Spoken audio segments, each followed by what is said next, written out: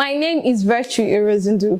Welcome to another episode of Uncolored Remark on TAF TV, where we bring to you top trending gist and entertainment that you don't want to miss. So on today's episode of Uncolored Remark, we are going to be talking about this cholera outbreak and everything you need to know about it. So stay tuned and don't go anywhere while we go on a quick break, and we will be right back.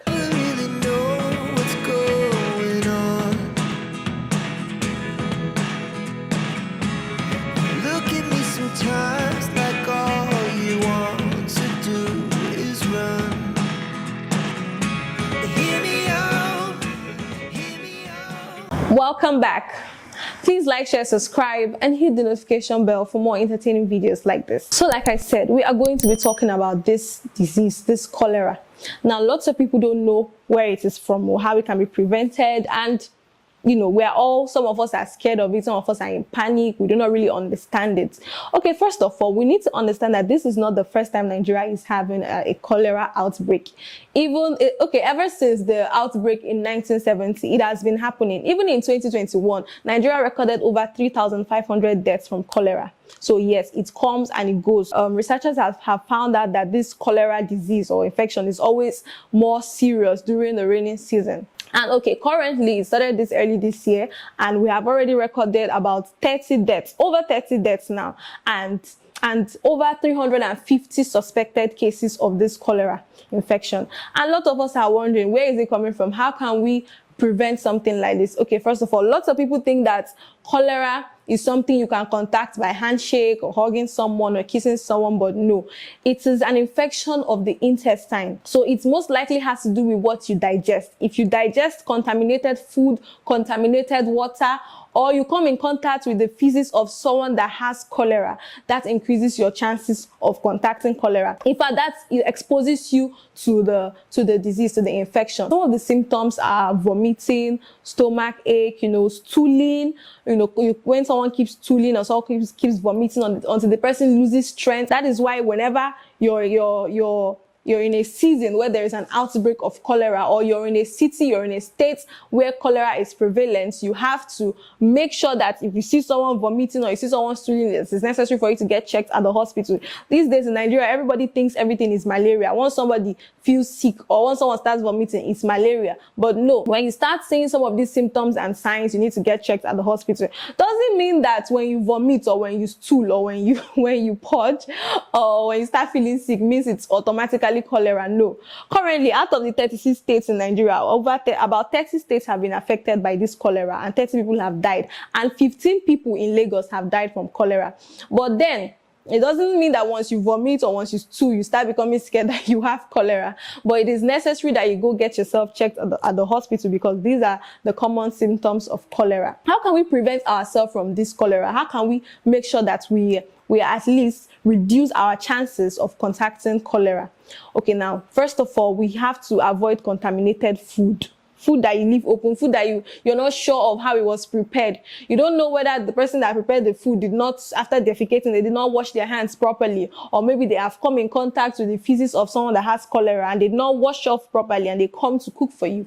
And that is how people can contact cholera. And then you have to ensure that wherever you're eating from, you're sure that they are very, very neat.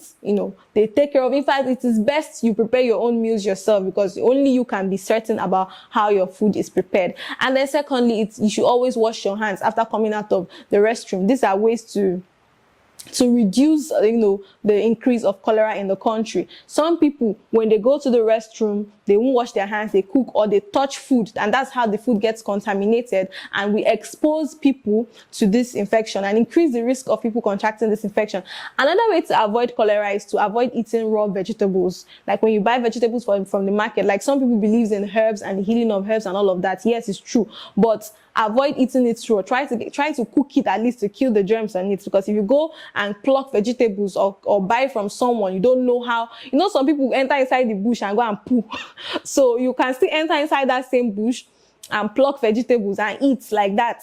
and without proper boiling. Sometimes rinsing it or washing it off with cold water doesn't even do justice. So without proper boiling, you eat it, it increases your chances of having cholera. And another way to prevent having cholera is to make sure that you wash everything very, very well with salt before you eat it. If you want to buy fruits, don't just buy it and eat it like that. If you want to wash it, sometimes you have to soak your fruits inside water with salt for some time, for some minutes before you eat it, before you consume them. So it is basically hygiene, making sure that you do not eat contaminated food, making sure that you do not eat raw food, making sure that you do not eat exposed food, making sure that you do not eat food that flies have perched, because flies can perch the feces of someone that has cholera and come and perch your food, and that is how someone contacts cholera. Now, we don't have to be afraid. You don't contact cholera through handshake, through greeting and stuff like that. No, absolutely not. The chances are very, very, very, very slim. And then there is good news. Some people have been afraid that, oh, once someone gets cholera, they will die immediately. There's no hope. There's no, absolutely not true. Once cholera is detected at a very early stage, there is a very, very high chance of the person getting treated and recovering within a week. Yes, even people that have actually gotten severe, that their cholera has gotten very, very severe and very, very serious, they still get adequate treatment and recover from it. So if someone discovers cholera at the very early stage, they can get treated and they can recover. And also there is a vaccine that can last for at least 2 years. And how would you get the cholera vaccine? Whenever you enter a place that you know that cholera is now prevalent, and you know that it is in that place, it is present there. For example, in Nigeria now, in Lagos, we know that this spread of cholera is very, very serious in Lagos. So when you enter Lagos, it's advisable that you go to a trusted clinic and get a vaccine. When you get a vaccine, you stick to the rules and you be safe. So that is the good news. It has a cure. It's not something that people will contact and they die immediately. There's no hope at all. No. Once you notice that a person has cholera or a person is showing symptoms or signs of cholera,